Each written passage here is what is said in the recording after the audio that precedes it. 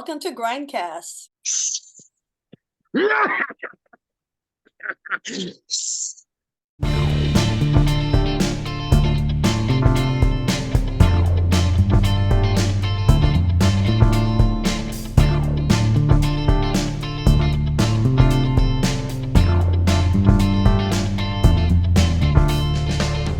We're here with Melissa Green, who worked on the film in many facets, and her husband was one of the stars, Johnny Green, God bless him. And we're going to talk about behind-the-scenes stuff. And also here with us is G. Larry Butler, who's just a legend. And how many movies and things have you done, Larry? Oh, close to 300 now, but it's over 250 for sure. Wow. And you've worked with... I'm pretty sure that no one in the I'm going to go out on a limb and say that no one in Hollywood except for you has worked with Julia Roberts and Kitten Natividad. Right? And her brother Eric Roberts. Well, there you go. Both Roberts. You're due for Emma, I guess, soon. But and you for Emma, yeah. and you played in soon to be SINEMA. The old guy in the theater with the bag of right. Candy and chips and stuff, and but it's great to see both you guys. And I'll start with Melissa. When did I tell you guys, like right off the bat when I met you, like at the Comic-Con or at the LA? I'm making a movie. Is that? Do you remember? Yeah, I this is what I remember. Johnny and we just moved to LA from New York. And we used to come out to California to go to Comic-Con and stuff like that. And I think there was some sort of like science fiction convention, and you were like working the table. I think you were selling VHS. So of course we're like, okay, we've got to stop here. So we're looking at movies, and then we start talking about movies. And back in New York, we were doing horror shorts, and we were doing, projects with some friends out there. And moving here, we didn't really have any like ambitions to make movies per se. We just really wanted to come out and like enjoy the sunshine. But we meet you, and you're like, hey, I'm working on a movie. We're shooting, like, I think it was like next week or something like that. And I think you were like, I see you for this role to Johnny, and I think you'd be perfect for it. And he was like, wow, that would be really cool. And like Johnny studied acting like back at NYU, like in Tisch, like a million years ago. So he always like had a passion for it, and he really hasn't done it. He was usually the one behind the camera. So the opportunity to do something creative in that way was really appealing. And I just thought you were cool because you like knew everything about movies. And I'm like, and I'm pretty nerdy about film. And I'm like, this guy knows more than I do. So it was pretty awesome. You really impressed us with your like enthusiasm and knowledge, and we became fast friends after that, and we just started grinding away making a film.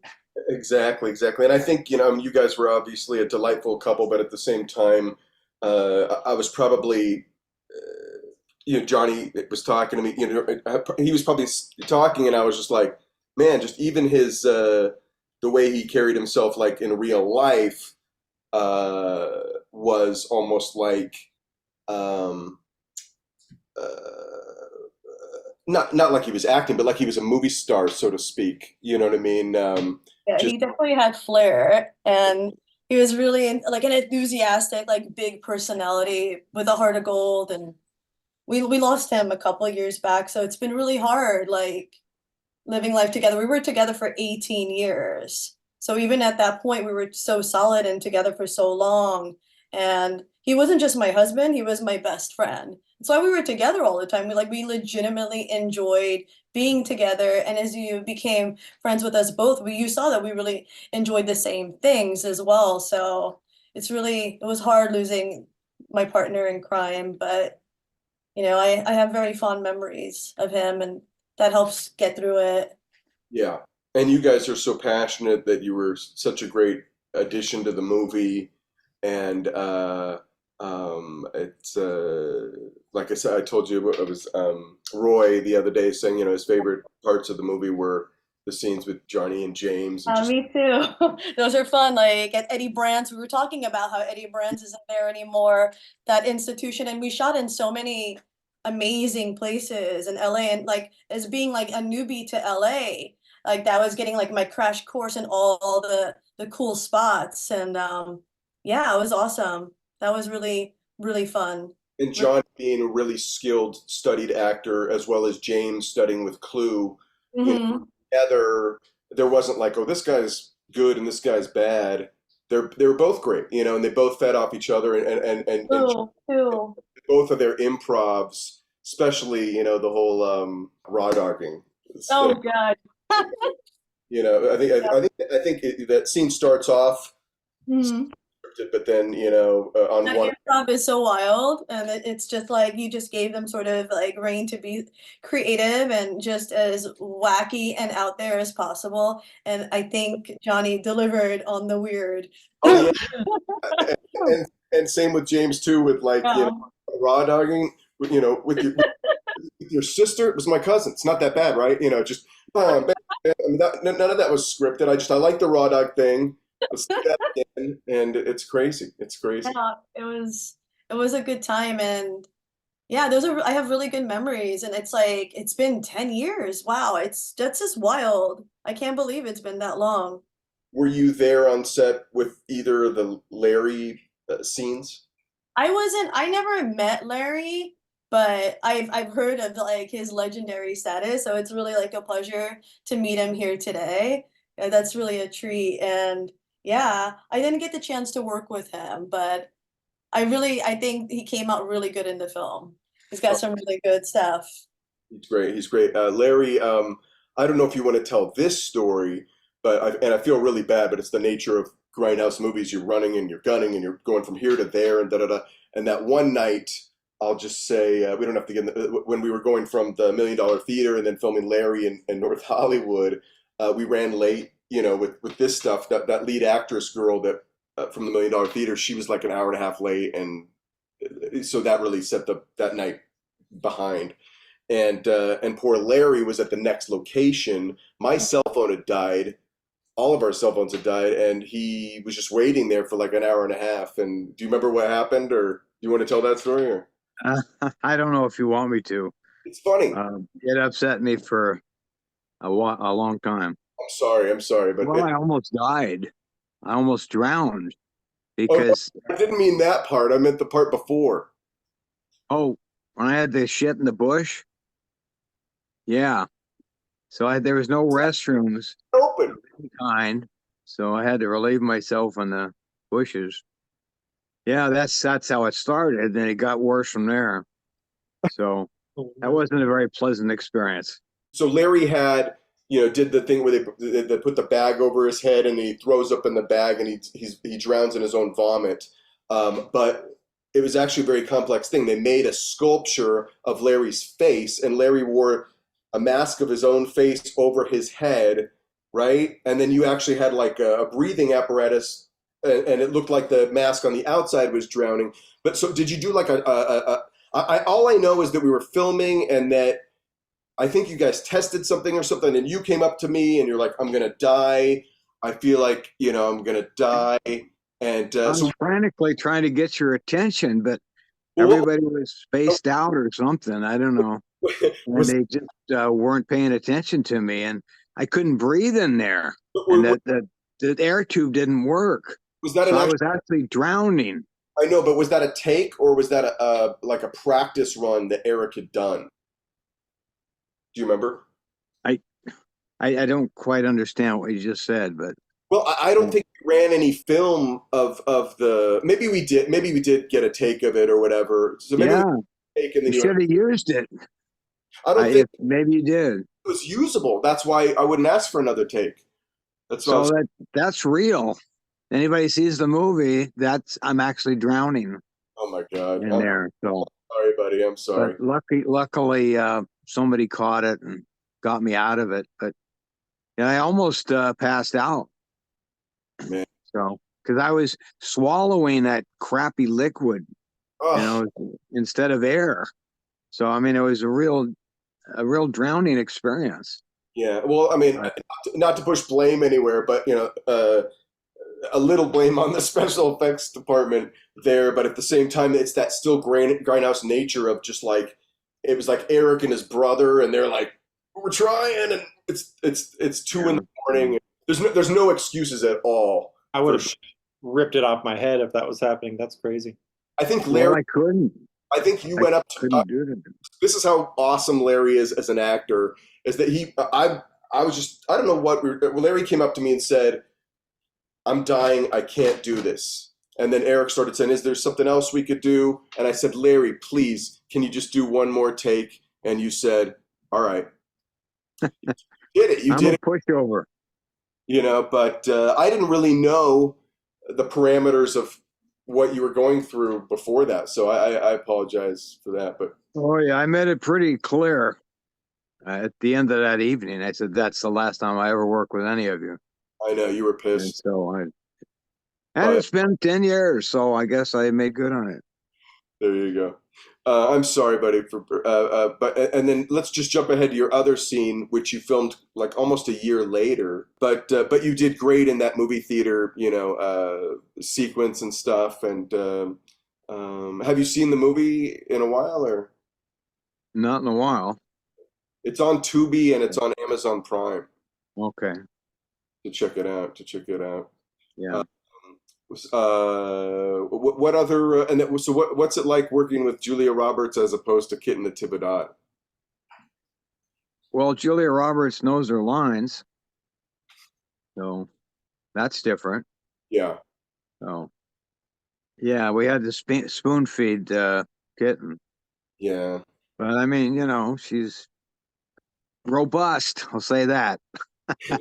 Me and Larry worked on my first feature, Night Terrors, and he was fantastic as this sadistic serial killer named Patch that had an eye patch. It was an anthology movie, and he ran a gas station and he murdered people and skinned them alive. And we will probably never. He has a copy of the movie though. You have a copy of the movie, right?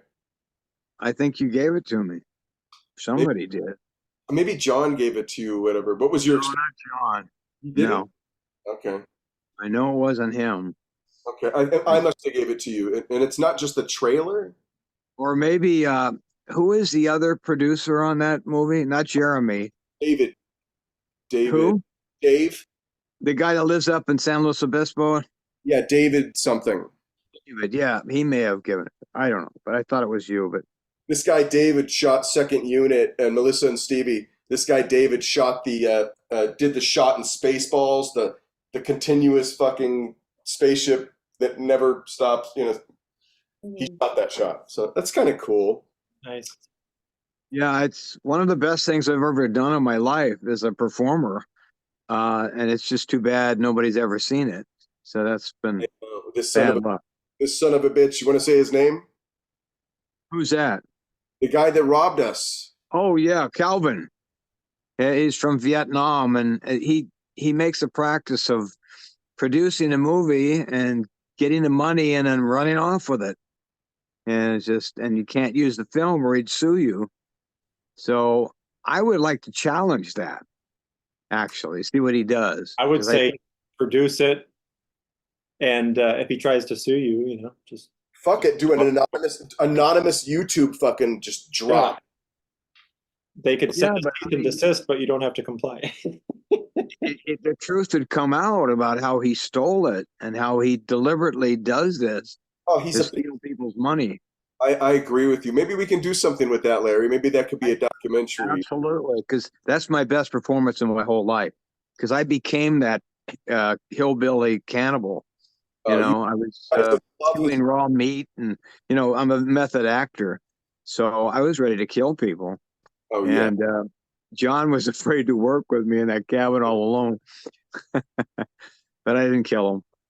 So Yeah, I think it's really sad that we, let this guy walk all over us like that. And then he did it again years later. And on the first day of shooting Night Terrors, he basically fired everybody. And then we had the mini DV tapes, the filmmakers, and we're like, we got to make copies of this movie because we already knew this guy was a shady bastard.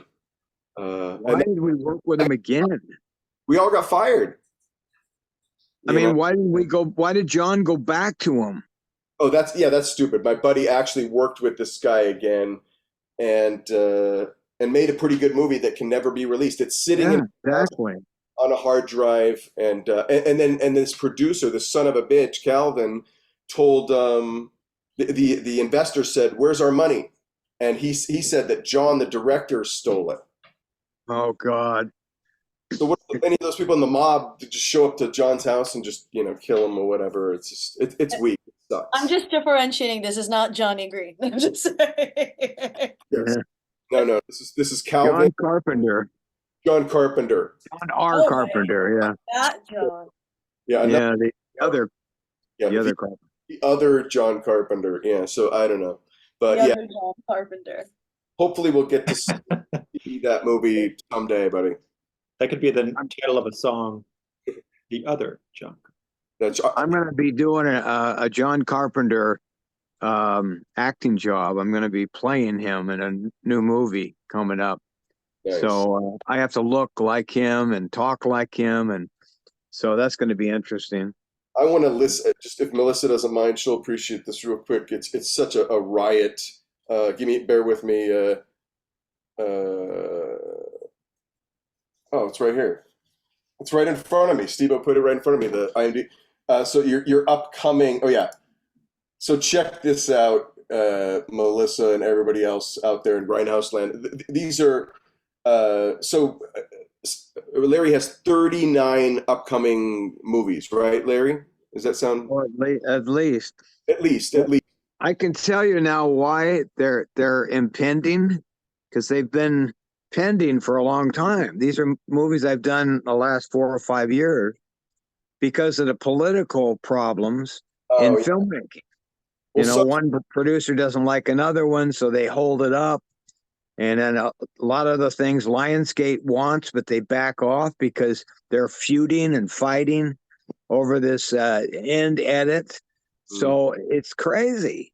just by title, I'm not going to list all 39, but Melissa and Stevie, I'm going to list about just 15. Just by title, you're going to be like, that sounds amazing. So it's like, here we go. Let me see. Skate to Hell starts off sort of just, that's okay. Well, that's coming up. That's coming up. And We then haven't done it yet. Karate Ghost 2, Dojo of Death. Yeah. This is one of my favorite. Pizza Boys, but with a Z. Pizza Boys. This is my favorite. What's in the Locker? That's a movie. Yeah, well, these are James Balsamo films, and he does like 5 at a time. Robot juggle. Dracula. Death by Jelly Beans. Yeah.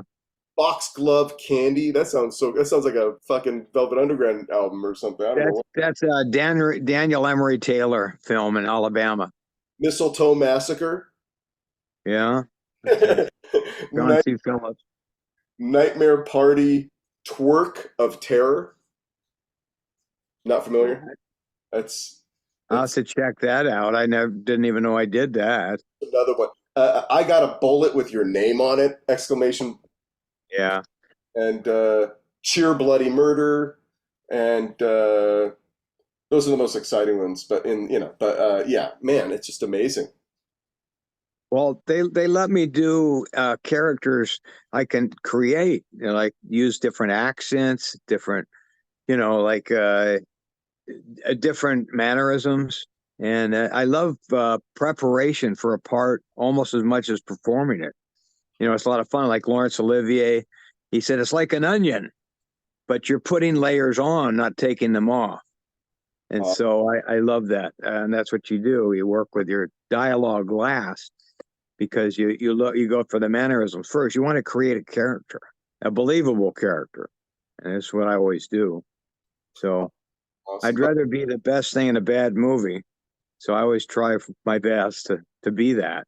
That's true. That's true. Melissa here is a director too. You got to work with her someday. I'm sure she'd love it. I would Sounds love to good. work with Larry. Melissa, can Well, you? Oh, go ahead. I volunteer.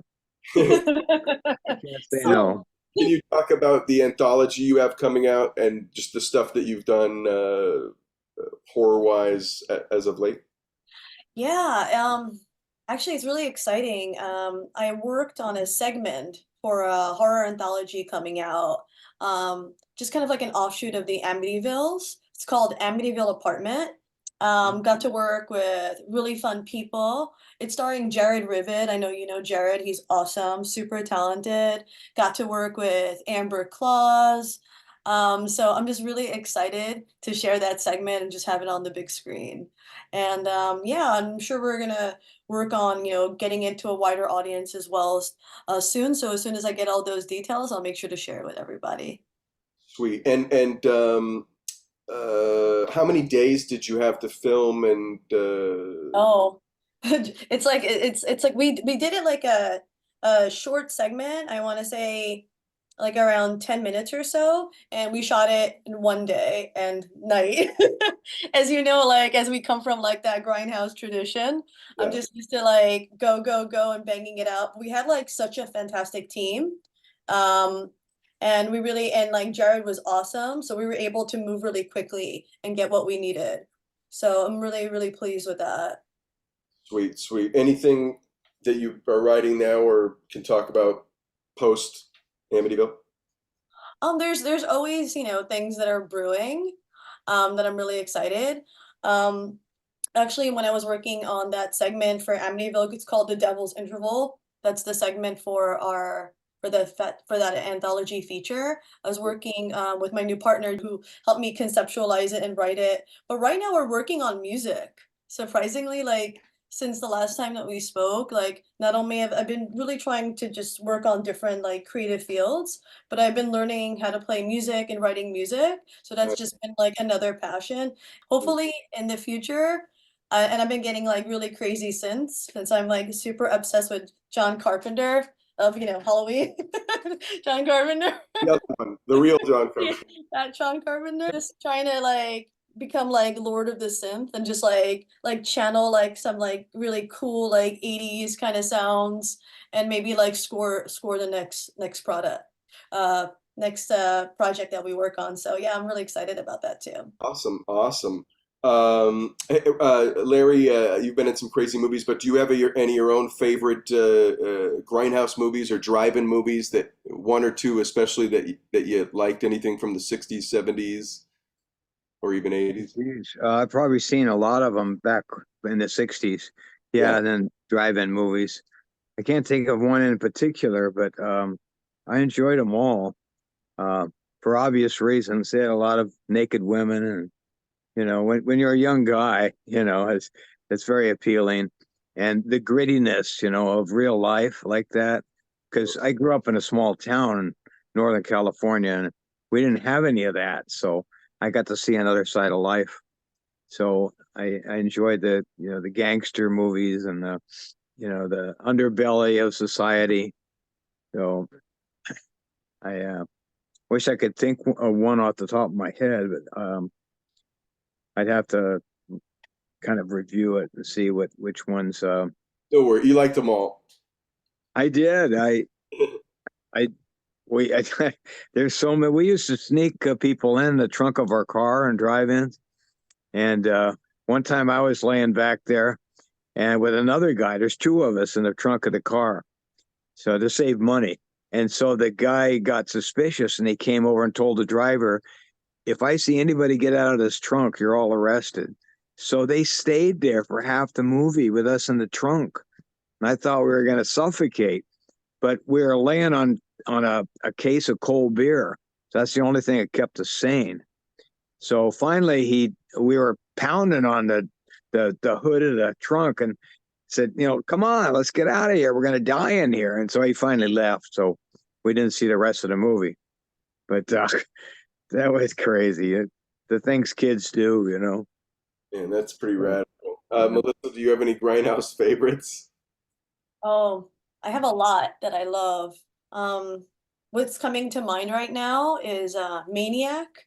I was thinking of that time when we met together. I was like, we saw like Bill Lustig. It was like at a screening, and I was like nerding out and like, oh my God, And I'm like, can you introduce me? And you like introduced me to him, and I told him how much I love that movie, and he's like, wow, that was, you know, a really hard movie to make because we got, you know, it was so controversial. But when you look back at that, like Joe Spinell's performance is like so extraordinary, and just that grit and like dealing with like the psychosis and that subject matter. And then like I'm thinking like something like on the flip side, something like a Miss 45. And you've got like Lund's performance, which is like a really good like opposite like counterpoint to something like a Maniac. And then like Abel, who's like legend, amazing, also like super cool, like New York dude. Had the like pleasure of meeting him one time, and like I remember it so much because he was so down to earth and exactly what you think he would be like. um and then I was like thinking, I'm like, there's stuff like, you know, like Suspiria is considered a grindhouse, right? And you know, like I have that love for like Argento, like that kind of like really witchy, strange, that goblin soundtrack, that vibe, that energy, like I love that so much. And then there's stuff like, you know, Faster Pussycat. You know, you've got like that Russ Meyer flavor, but like, oh God, it's such a beautiful film too. It's just shot so well. And I just, there's so many. I know Jason and I can go on and on and on when it comes to like Grindhouse, and that's the, you know, the basis of our friendship. It's an impossible question. It's like if someone Yeah, asked, it's hard. It's like I can't give you one, I can't give you two. I can go on and on though. I used to love the question, "What's your favorite movie?" And it's like I can't answer that nowadays. You'd at least be, you know, even maybe what's your favorite comedy, or what's your Right. 10 comedies. Just, Right. you know, and I feel so behind on. Well, I just saw this. You know, I hadn't seen it. Just one of those movies that, you know, I hadn't got around to yet. I'm sure Larry has seen it. What is the eerie secret behind the seven faces of Dr. Lau? Do they come from another world, or are they just one mysterious being?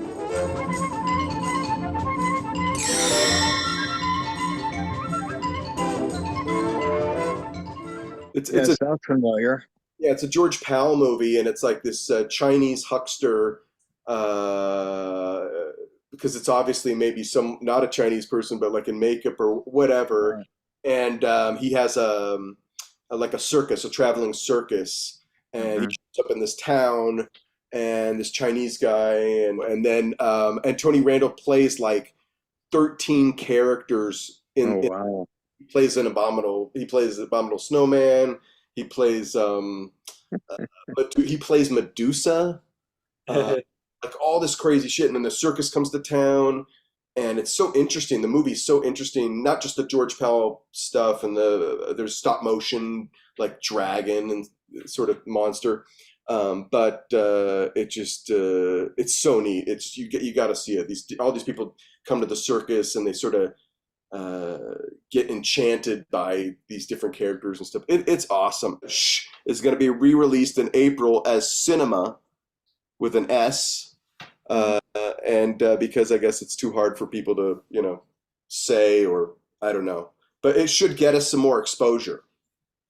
There's new scenes added. We extended one pool scene, and then there's a new scene in There's a new Johnny and James scene in the video store, which I think is the first. Eddie Grant. Yeah. It was originally like the first shot of the movie, and then we and then we took it out, whatever. Which we shouldn't have. Now it's back, and then the other scene is which is cool because remember Freddie? Do you got Freddie Gillette? Do you remember Freddie at the New Beverly? Yes. He was like this old guy at the New Beverly that was a New Beverly staple, and he was in the movie, but much like Kit Natividad, unfortunately, he couldn't. We had to feed him his lines, and his scene was unusable. So that's unfortunate. But he did a smaller scene that is Douglas Dunning, James Henderson, and Freddie, and they're standing in line to get into the midnight Brian De Palma blowout screening. And the reason I took it out is I like the scene. It's really quick, but it sort of badmouths De Palma, and they're talking about they're like I don't know. One of them says De Palma's, you can't lose with De Palma, and then another one, well, Black Dahlia was a piece of shit, and they're sort of fighting over it. And even though I do think Black Dahlia is, I won't call it a piece of shit, just not as great as everything else he did. I didn't want to just have that negativity in the movie, and so that's why I took it out. But then I was like, it's fun to see people do that in line. They agree and disagree about movies. Yeah, So I mean, everyone likes what they like, yeah, and it's and Douglas is like, what are you talking about? It's got Hilary Swank and Willie Zignan did the cinematography. So I don't know, it's crazy. So yeah, those are both of the scenes. Do you have any other memories working on Larry by any chance, or Memories of stuff I'm working on? of our movie that Well, I just remember in the theater eating all the crackers and stuff and all the chips and making all the noise. That was a lot of fun. Were you actually eating it, or were you spitting it out, or? Oh, of course. Yeah, why not? Method acting. Hopefully they were edible. Hopefully they weren't trash before I ate them. I don't know. I kind of was like faking some of it. So, well, they were. But I was just making a lot of noise. Everything was sealed. You just opened it up. And then after that scene, I remember the bathroom scene where you take a bite of the pizza on the toilet. That was pretty funny. Oh, God, yeah, I forgot about that. And Larry had a great improv, which we took out. It was really funny, but I thought that the movie would take a really long time and it wouldn't make sense after the fact. But he opens up the newspaper. No, we actually told you to say it. Goddamn Obama! Here he goes, fucking Obama. Oh, yeah. Oh, you took that out? Yeah, we changed it. I didn't want it. Whoever, what was it? Didn't we put it back in? Didn't we put it back in? Oh, no. I don't remember if we put it back in. Maybe not. Make the director's cut. It's funny to have an grumpy old man, but goddamn Obama. But it's funny. You got that was gold. Can't take that out. Well, let's see. We can restore that in the Obama cut, like in 2000. Yeah, just call that one the Obama cut. I don't know. Yeah. But we still have you eating the pizza on the toilet. I'll put it back in when I make the VHS version that has dust and scratches all through the film. It looks like a dirty piece of film that was just patched together, but that'll be a VHS release I'll do in the future. And we'll make that a different title altogether. People still watch VHS? Wow. If anybody's interested in the women's club, no, not the women's club, I'm sorry, Double D Avenger with Kit Natividad. Yeah. And I've got a lot of VHS for sale. If anybody wants it. If you want to help me do it, I'll give you half. Well, maybe convention sometime we could whip. I mean, there's sealed Double D Avengers, which was that a porno too? Or no, it wasn't.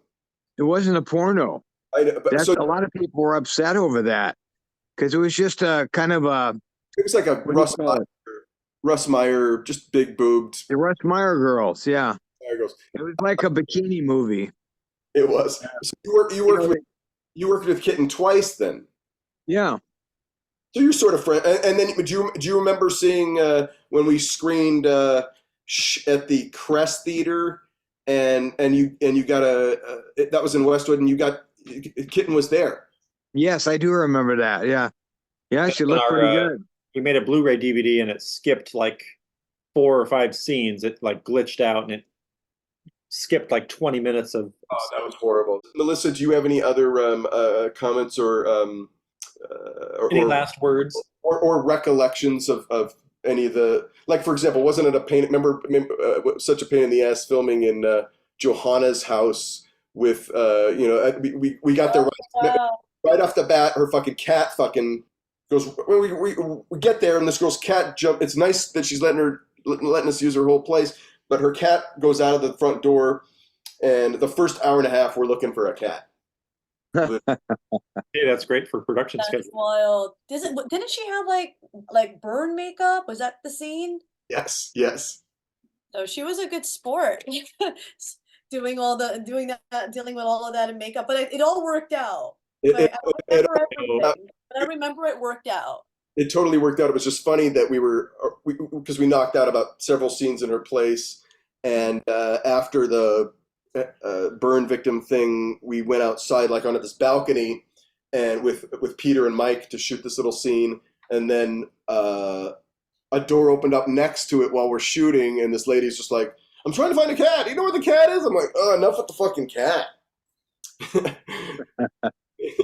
It was insane, and that was that whole scene with Johnny and Tiana and we remember Was that the final, like like the final scene of the movie?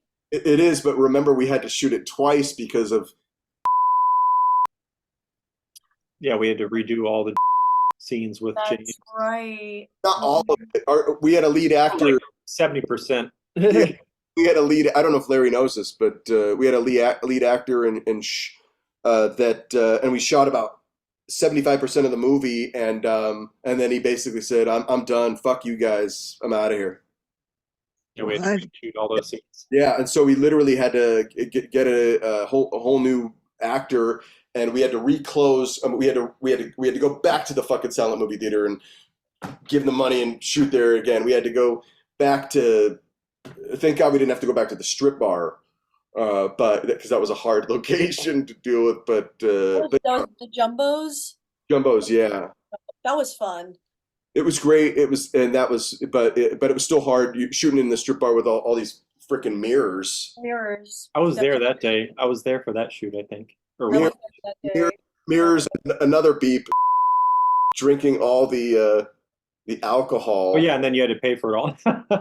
For all the alcohol, because I literally spent the morning pulling labels off of beers and giving them to everyone in the bar, so because we can't afford put some water in here and you're drinking beer, and then all of a sudden I had to pay I was like, oh, what are you gonna do? It's exploitation. I should have been drinking too. Maybe it would have made the movie better. Who knows? But we had the wheelchair dolly and all that, Oh, and it was pretty crazy, and all those ladies that played the strippers did a really good job. phenomenal. They were great. I don't know if Tiza, who was supposed to join us, but she was a doll, and she, after that strip bar scene, this lady had made a bunch of food and I invited. remember that she made us like a dinner, and we went to her place with the pool, and it was like so lovely, like such a lovely like decompress and hang. That was fun. And Larry, I know you have 39 projects, but is there one that you're doing next or soon or? Well, I'm doing one. I just finished one, the Mahal brothers in Nevada, and it's called Bikers versus Werewolves. The title isn't that exciting, but anyway, it's a good movie. What makes it special for me is the first movie I ever did in my life up in Denver in 1986. It was called The Women's Club, and I co-starred with Michael Pare. Well, I just acted with him again in this movie, Bikers versus Werewolves. So that was kind of full circle. Like 40 years later, I'm acting with him again. So it was kind of special. And then also Robert DeSardo, and he was kind of a criminal type person, but He's great. it's kind of a grindhouse in a way, and it's very gritty. And so then my next movie will be with Sean C. Phillips in the desert, playing John Carpenter. So I have to look like him, sound like him, but I enjoy that part of it, the preparation, and so I'm looking forward. It's called Skate to Hell. We haven't shot it yet. It's going to be coming out, and then I'm going to be working with Thomas Churchill in another movie called Avenging Angel, and they have this actor that looks like James Bronson or Charles Bronson. I'm sorry. Yeah. That's going to be, but and then I've been all over. That my proudest moment is somebody sent me a script for a movie called Wake in the Darkness, Jason Voorhees, and so they wanted me to play his father as well as Michael Myers' father. It's a fan film up in Seattle. So I said, why are you sending me the script? Because I never auditioned for it. They said, we know what you can do. So it was like everything you do is an audition for something else. So they must have seen a couple of my movies. And so they hired me on the spot. And so they flew me up there. And so I played both their fathers, and it's very exciting. It's free. It's on YouTube. It's called CCC Horrorverse. It's a series, a web series, and I'm in episode 9. And it was pretty exciting to do it. We did it at a lake surrounded by a wooded area and a few other places up there, but beautiful scenery up there in Seattle. And and then I went to Alabama and shot a movie with Daniel Emery Taylor called Foxglove Candy. It's all about escorts, young escorts that go to rich old men's houses. I was a rich old artist, like what's his name? Dolly, Salvador Dali, and so she ends up killing me, but not before. So a lot of dramatic stuff, and I had to do stunts at the age of 74. I'm flying through the air, landing on my stomach on this airbag. And because I've done stunts all my life, I never thought about it. But when you get to a certain age, it's like, wow. But they did have an airbag. But if I missed the airbag, I probably would have died. Oh. But anyway, I just love doing stuff like that. Crazy. Just flying all over the United States, working on movies. How long I did it are you going to keep this up? until they dragged me out. Well, who was it? The 95-year-old club? Mickey Rooney, Ernest Borgnine, Eli Wallach, Dick Van Dyke. Well, he's still alive. The rest of them aren't, but they work until they're in their mid-90s. Awesome. So I keep telling people, just tie me to a chair, and so I don't fall out, and give me a line. I'll be happy. So I'll probably do it forever. Any director would, be sure that you're going to give them 100%, and you're a great actor, buddy. We love you, and we know that success is just going to get bigger and bigger and bigger for you, because you're a testament to, you've never given up. And that's one question I wanted to ask you, that because when was the first spark that you wanted to be an actor? Probably in 4th grade. There was 4 of us that used to go out and at recess and go out under the trees, or some trees far away from the classrooms, and we'd put on skits for each other and make each other laugh. And of all those 4 people, I'm the only one that became an actor in life. But it wasn't until I was 35 years old that I actually did it. Somebody told me, "Oh, you're pretty funny. You should do stand-up." And then I tried my hand at stand-up, and they said, "You should get an agent." And it's like, well, what is that? I was so green, I didn't even know what an agent was. So I was working in a salvage yard, and when I went to audition it was a school / agency. Now they can't have that anymore. It has to be separated. But they took me on, but the girl that did the intake on me was so put off by my grunginess and my long beard and all of this that she climbed the chair to get away from me. This is no lie. It's very true. And so they had me shave my beard, and I started getting work like crazy. And then the women's club came to town in 80, 85, 86. And I, did that. Got the biggest role anybody ever got in Denver in a movie. It was Warner Brothers, called the Women's Club.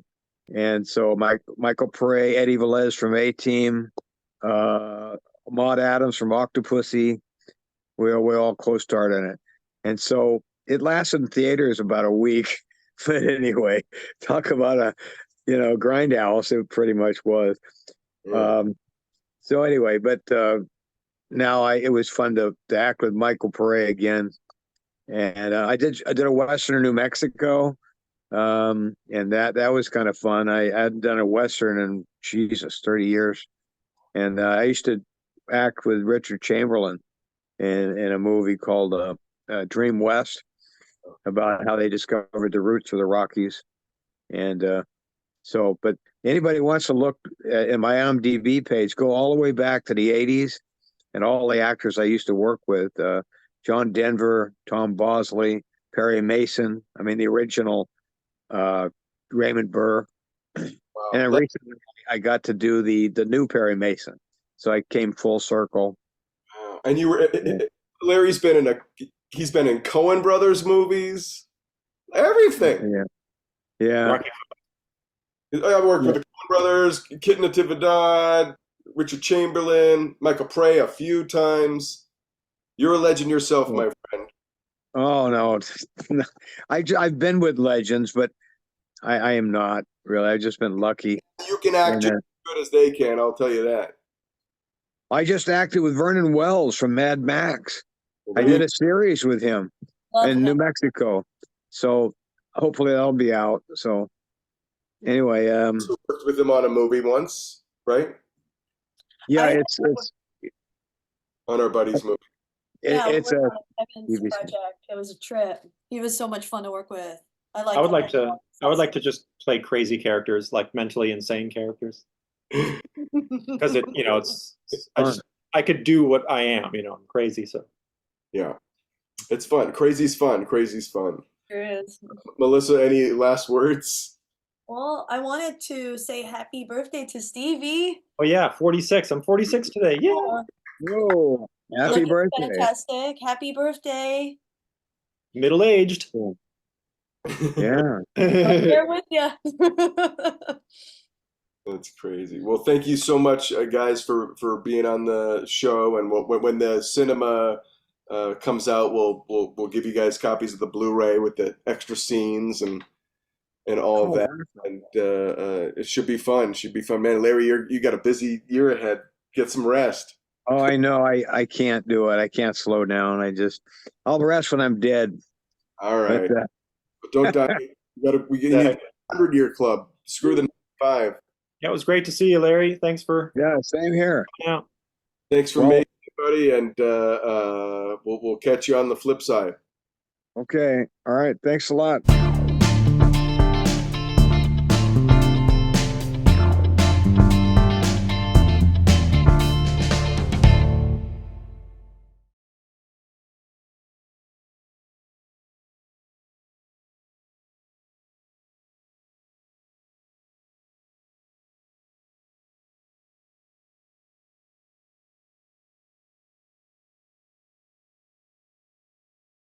Shh. The film we're celebrating, which is going to be soon called SINEMA, the re-release with 2 extra scenes from Darkside Releasing, right now is currently streaming on Prime Video, Tubi, the Roku channel, and Plex.